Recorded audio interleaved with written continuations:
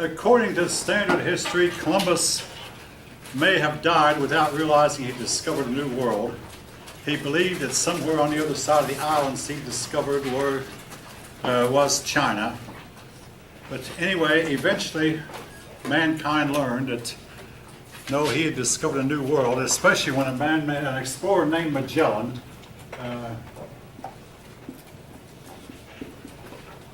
Magellan went all the way around the tip of South America, then went across the Pacific Ocean.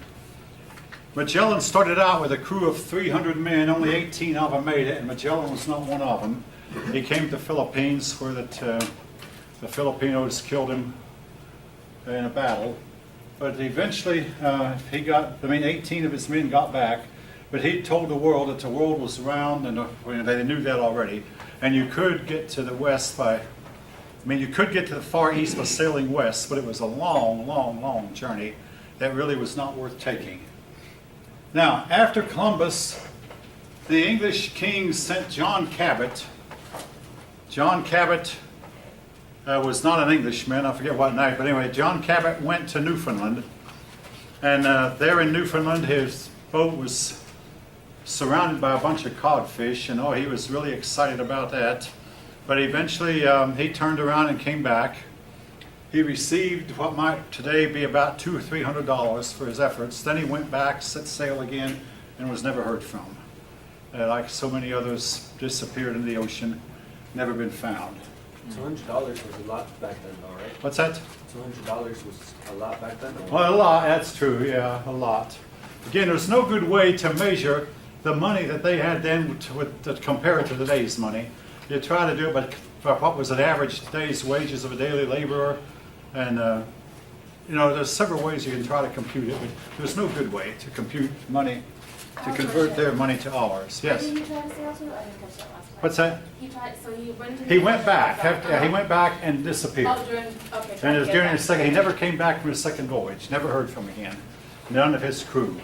And again, now, if you keep up with, like I do, old wrecks are being found about every other week now. Every 2 weeks or so, they'll find an old wreck, and these wrecks will solve some mystery or something. But Cabot's ship might have gone down into very, very deep waters, like where the Titanic went down. And by now, Cabot's ship would be completely, utterly turned into sand and unfindable. But anyway, he possibly went down in deep water. Amerigo Vespucci went over and mapped the place, and his first name was Amerigo. And a lot of persons say that America was named after him. Even though when the Templars buried their treasure, they told the Scottish king, we buried it in the land of America across the seas. So there are persons who believe that the continents of North and South America are actually known by some people long before Columbus. And while I'm on the subject, it is now known that a lot of fishing vessels did sail all the way across the Atlantic and fished off the coast of, the eastern coast, Atlantic coast. And some of them may have come ashore and spread European diseases among the Indians and may have helped the American Indian population decline greatly, without them meaning to. They just came and they intermingled with the Indians a little bit and spread their diseases, particularly smallpox and typhus, that the Indians had no resistance for whatever. But there were many and numerous fishing vessels that went all the way across the Atlantic. I must say, didn't it arouse the interest of the other Europeans? No, there was no internet, there were no telephones, there were no newspapers, and basically hardly anybody knew about it. These vessels would go out, stay gone for months, and come back. And nobody knew quite where they were. They'd been somewhere, but they didn't know where they'd been even. And they'd find their way back. Better methods of navigation were learned. And the compass, the astrolabe, and yes? But didn't some of these guys, didn't they keep journals? We've lost a lot of journals, but they kept a lot of their records on what they call logs, and that's where we get the log. And we do have Columbus's log, and we do have some of the log, but some of their logs were lost in time. But yeah, the reason they did keep journals, but who would read them? Now today's scholars will, but in those days they'd keep a journal, they'd die, and nobody with the family might keep the journal around for many generations unread. nobody really had much of an interest until they learned that gold was there. Now, I always ask this question to all my classes when I come to this part of the lesson. Cortez is a subject. Cortez meant Montezuma. Now, there was a girl who had been, a slave girl who had been passed around from one tribe to another among the Indians, and she had the knack for picking up on languages, and she even picked up on Spanish real quickly. A knack I wish I had, but some people call it the gift of languages, or some people can pick up on another language really, really fast. So she served as an interpreter. So she'd go with Cortez wherever he went. When he met the Indians, she would interpret what Cortez said to the Indians. All right. One day, Cortez heard a bunch of hideous, hideous screams coming from the temple. He asked, what's the meaning of these screams? Oh, they're being offered as a sacrifice to the sun god. They're having their chests ripped open, their hearts taken out. What would you have done if you had been in Cortez's shoes, or been in one of Cortez's men, and heard the screams coming from the temple? In a minute, I'll tell you what Cortez did. Yes? Pack up and leave. That's a good point, except Cortez did not do that. I know. He didn't. What did he do? He stopped. He put a stop to it. Yeah. Now, in today's world, we might say, oh, who's to say that their way of living, it's called multiculturalism, and that's one of the things I have here to write about. Who's to say that our way of living is better than theirs, and who's to say that we're wrong and they're right, and they should have let them alone and let them? He didn't. He put a stop to it. And to make the long story short, he turned to Montezuma and said, your gods are not gods but devils. This created a few tense moments, but peacekeepers on both sides came in and kind of smoothed things over temporarily. But in the long run, yes. But isn't it Cortez aligned with this translator and other towns around it so they can combine and get into the Aztec Empire? Say that again, did he? Yes, the translator. Oh. I forgot her name, Malinche. Yeah. Didn't she come up to the towns all around it and kind of ambush the Aztecs? Oh, yes. See, Cortez's army, Cortez only had about 200 men with him. Now, Cortez did something Julius Caesar, and he'd heard the rumors about this big, rich country. He was determined. So once he and his 200 or 300 men landed, they burned their ships. He said, we're either going to conquer Mexico or we're going to die. So like Julius Caesar burned his bridges behind him. Basically, we're either going to conquer Rome or we're going to die, but we're not going to retreat. We can't retreat. We burned our bridges. He burned his bridges. And it's called, we still have that, we use that expression, but Cortez burned his ships. And, but see, he went around collecting. All right, the Aztecs were really, really cruel overlords. They would go around and their attack would collect anything, including their young women, and they would use these girls as sex slaves. And needless to say, the people of Mexico were ready to rebel. So Cortez went around and used this slave girl as a guide, and they persuaded thousands upon thousands of Indians to fight with Cortez. Now, the fight was fierce, and a lot of Cortez's men were killed. When the fight was over, Montezuma had lost. There's your book, one of the books I've taught them gives 4 reasons. One reason was half of Montezuma's army would not fight. Now, Montezuma had an army of 100,000 trained soldiers, but half of them wouldn't fight. There was the fear factor. The Indians believed they were fighting against gods. The Cortez's horsemen looked like one man to them, one man with steel exoskeleton and with 2 heads and 6 legs and 2 heads. The 6 legs, 4 legs for the horse and 2 for the man. And the 2 heads, 1 head for the horse and 1 for the man. The Indians believed they were fighting against gods. There was the fear factor. And there was the fact that Cortez recruited so many of his men from among the Indians. All this combined to help Cortez defeat the Aztecs.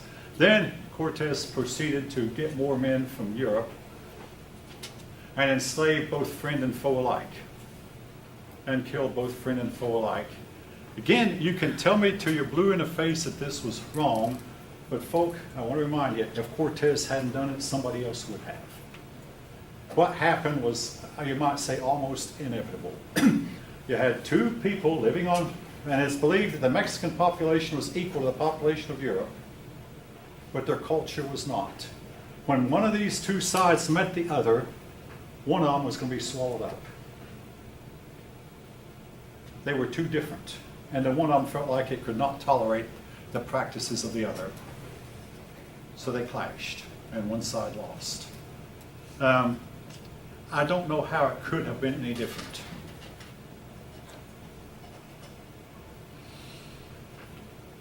I mean, if you'd have been alive at that time, folk, when the Indians would raid you and kill 400 or 500 persons at once, and this happened even here. I mean, the Indians raided nearby here in the south, in Tennessee, and killed 500 persons who had fled to a fort for safety. They sent General Jackson south to command an army, and he drove the Indians out. Anne Hutchinson and her daughter was killed by Indians, so the white men rose up and drove all the Indians off Long Island. This is simply what you do when you want to survive. You know, a lot of the fault lay with both sides. But if you had lived back then, you'd have had a choice of either die, fight, or go back home. None of them chose to go back home. Some of them died, the rest of them fought. Again, I'm not saying it was wrong. I'm saying there was no other way that the situation could have been handled that I know of, based on human beings being what human. Now, if you say that the white man should have stayed home, you are asking more than what mankind can deliver. Charles V, the big emperor of Europe, believed that the Europeans should stay home or should treat the Indians right. But he could not control England, he could not control France, he only could control a little bit of Germany and some of Spain. He could not control Portugal. Essentially, there was no other outcome that was possible other than the outcome that actually happened. Unless you imagine human beings are something that human beings are not. See a whole acre, mile after square mile of empty land, and you decide, we're not going to settle on it. No, some people moved in and settled on it. And if you wouldn't have done it yourself, every human alive today is living on land that his ancestors took from someone else. This is the sad truth. Maybe it's not so sad. Again, persons who practice human sacrifice, persons who practice birth control, persons who practice communism will take the consequences. You make choices. You don't make consequences. You take consequences. The Indians had to take the consequences. All right, now some of the explorers, I want you to remember, well, after Cortez conquered Mexico, Pizarro went down and conquered the Incas. Again, I could go into more detail, and the India books talk about how the Europeans said there must be other civilizations. No, all that was left was the Aztecs and Inca. The Maya were pretty well gone. The Europeans didn't count them, but the Maya had no wealth left and no civilization left. The people are still there, but their wealth was gone. Now, there is an article on MSN that I once looked through, a big, long, lengthy bunch of slides on what happened to the Maya. We've now been able to study the Maya by using sonar to penetrate the deep, deep jungle, and we found out the Maya once had multiplied millions of people. What happened to them? They died without reproducing. Possibly as a result of what happens to people when they get too crowded. They get to where they don't like, the men and women particularly don't like each other. And they die without having had children. And the result is a population declines, which is what I think happens. This is what typically happens to these civilizations. Anyway, with Pizarro, when he conquered the Incas, he carried away a lot of gold, which, by the way, nobody knows where all that gold came from. The gold was, all right, the room was about half, he filled it half, the Inca chieftain filled it half full of gold. The room was the size of a classroom. He filled it up as high as he could reach, and this chieftain was a tall man. where did all that gold come from? We know where it went. Once it got back into Spain, it scattered over Europe, and Spain went bankrupt. Too much gold meant inflation. Most of you might be too young to know what inflation is. Inflation is where you pay $1 for something you paid a dime for last year. That's inflation. That's exaggerated a little bit, but where your money gets worth less and less. We had a really bad case of inflation in the days of Jimmy Carter. The 70s, remember gas, high even there. When gasoline prices went from 32 cents a gallon to more than $1 a gallon. Now it's $2, but anyway, it went up more slowly after Jimmy Carter left office. Ponce de Leon, there's a street in Atlanta named after him. Now, your book does not mention this. Maybe it's since been disproven. I don't know why, but we were taught that Ponce de Leon went through Florida looking for a fountain that would make him young, called the Fountain of Youth.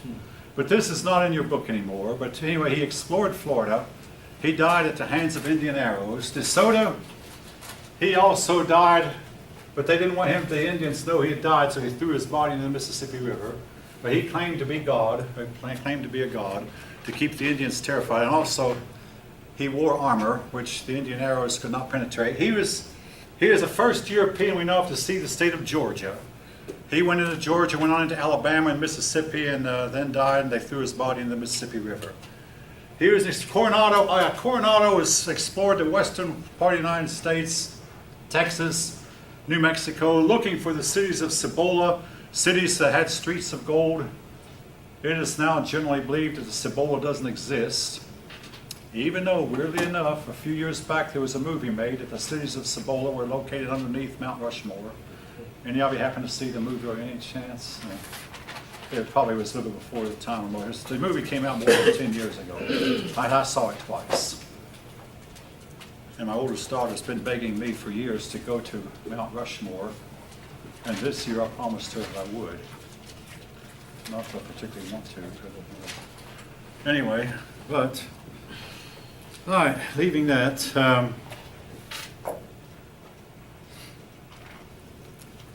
The Indians they found in what is today the United States all turned out to be poor. The Indians were either enslaved or they wound up starting importing slaves from Africa. When they took the gold and silver they could get from the Indians, they had to find another way of earning a living. So the Spaniards turned to raising sugar, converting the sugar to molasses and tobacco. And they began selling these products to Spain. The plantation system was set up because this stuff is better grown on plantations. Sugar was the main crop in Latin America. Now that was not true in Virginia, but sugar was the main crop. And they would sell this sugar back to Spain. Now, the American Indians did not make good slaves. For one thing, they had no resistance to European diseases. You'd buy a bunch of Indian slaves and they would die on you really fast. So they started importing African slaves. Africans did have cattle, and Africans did have some resistance to European diseases, so they imported Africans as slaves. Now again, folk, I want to say before we start any farther, racism is a huge part of American history, and I don't want to promote it in any way, but I can't sweep it under the rug and act like it wasn't there. It was there. It is a huge part of our history, and I don't want to cover it up. But I hope we don't flame the fire. Now, I must say, sadly, when I first started teaching here, I was saying that racism seems to be getting better, but in the last 10 years, racism in America seems to have gotten worse. If any of you think differently, your input is welcome. But it is a big part of history, and I mean, it's there. But anyway, they imported African slaves, and the Africans made better slaves than did the Indians.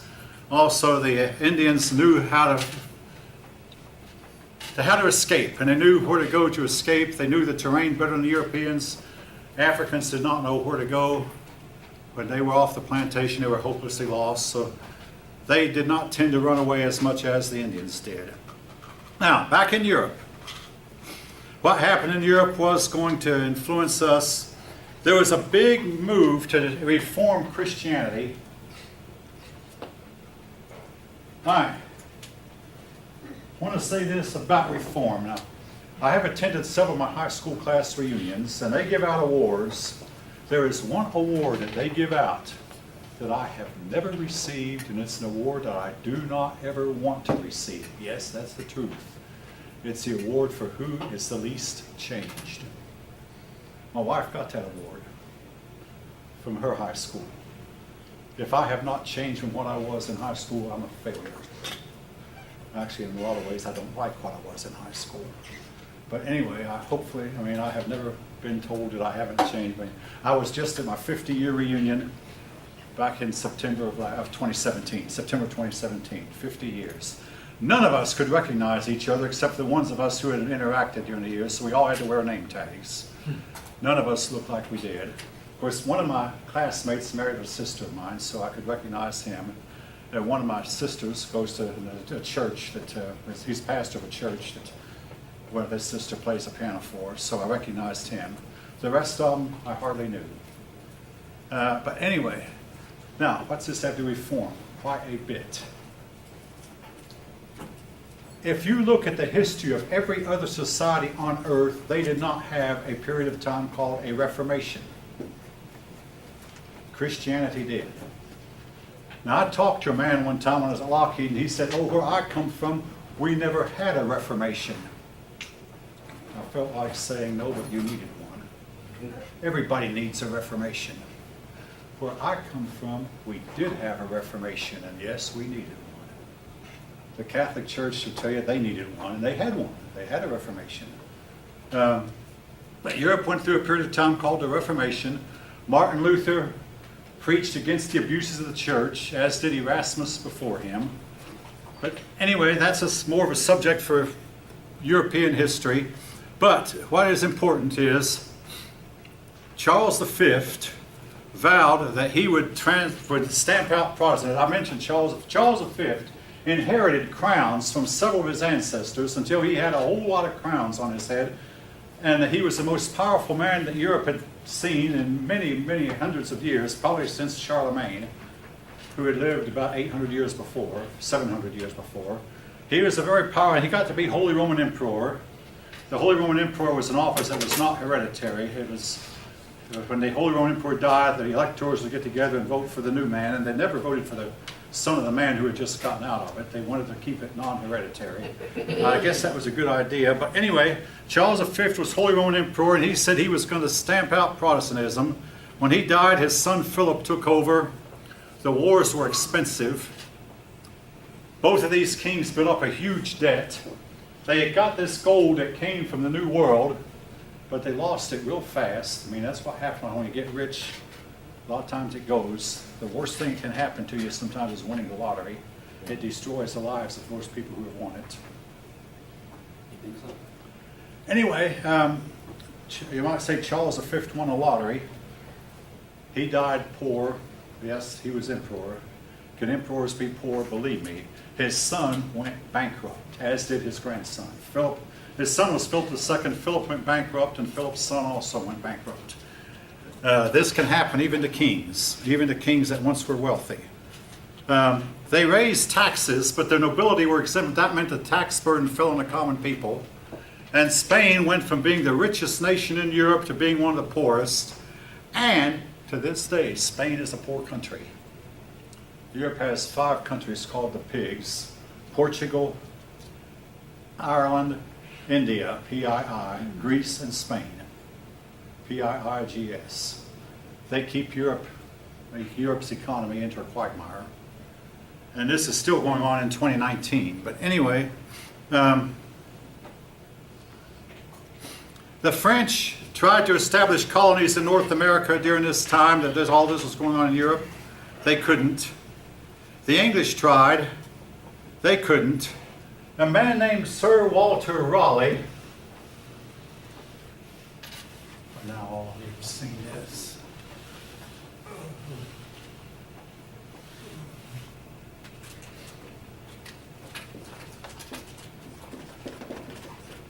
Sir Walter Raleigh attempted to convince Queen Elizabeth I, that's why our present queen calls herself Elizabeth II, by the way, but Queen Elizabeth I to fund an expedition to set up a colony. He started a colony at Roanoke off the coast of North Carolina.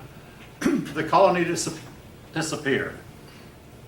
Recently there's been some speculation that the colony was taken away by Indians. The fact is, we don't know what happened to it. Most likely, this colony was either swept away by Indians or by disease or a combination of both. And there are rumors that white people were found among the Indians. These might be true. There's stories like this got around, and they might be true. Anyway, yes. Where did you say you started a colony? What's that? Did you say you started a colony off the coast of Roanoke? Or Yeah, the colony was in Roanoke, which is an island off the coast of North Carolina.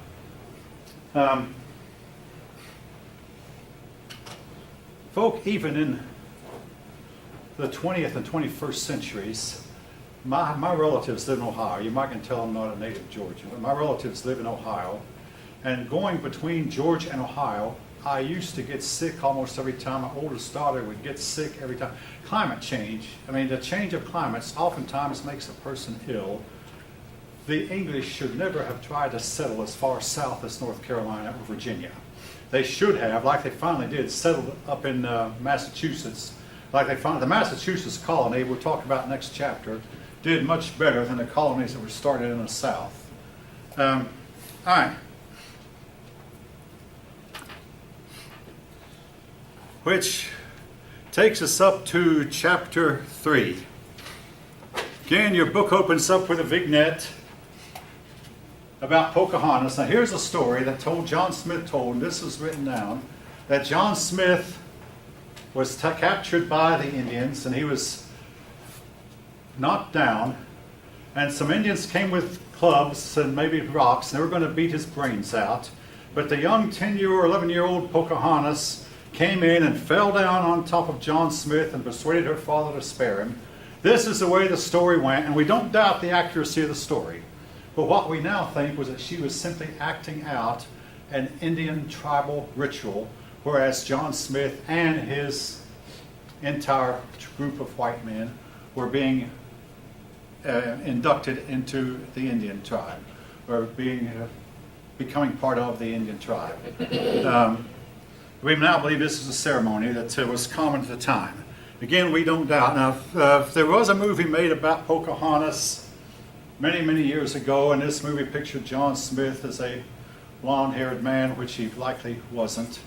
And they also pictured romance between John Smith and Pocahontas. Hardly the case, because at the time they met, John Smith was 28 years old and Pocahontas only 10. Pocahontas eventually married a European named John Wolfe, but not John Smith. John Smith eventually got hurt and went back to England and was never allowed to come back to the colonies. He made himself unpopular. All right. The Europeans had the attitude that nobility did not work. Gentlemen never worked their hands. And in the meantime, the Europe was sending gentlemen to the colony, and John Smith finally said, everybody works with their hands whether you want to or not. They also, it wasn't just that the gentlemen would not work. People would not work outside the profession. The tanner would not do anything but tan hides. The blacksmith would not do anything but work with metal. John said, we're all going to learn other skills besides the ones you came over here with. We're all going to work. And he said, he who will not work will not eat. He was quoting the Bible there. John Smith, whatever else he was not a socialist. Now, speaking of socialism, both the Virginia colony and the Massachusetts colony started out as socialistic colonies. And they both almost starved to death. We'll talk about Massachusetts in a couple of chapters next week. But for now, John Smith inherited a colony where the people believed they were entitled. And the result was, now, there was a documentary done about 11, 12 years ago on the History Channel that probably none of you have watched, but I had a class where someone watched it that said that when they dug up these bodies of the Europeans in the Jamestown colony, they found a lot of them were poisoned with arsenic. That somebody, some madman was going around and poisoning the food of the colonies with arsenic. And we don't know why or what the issue was. But the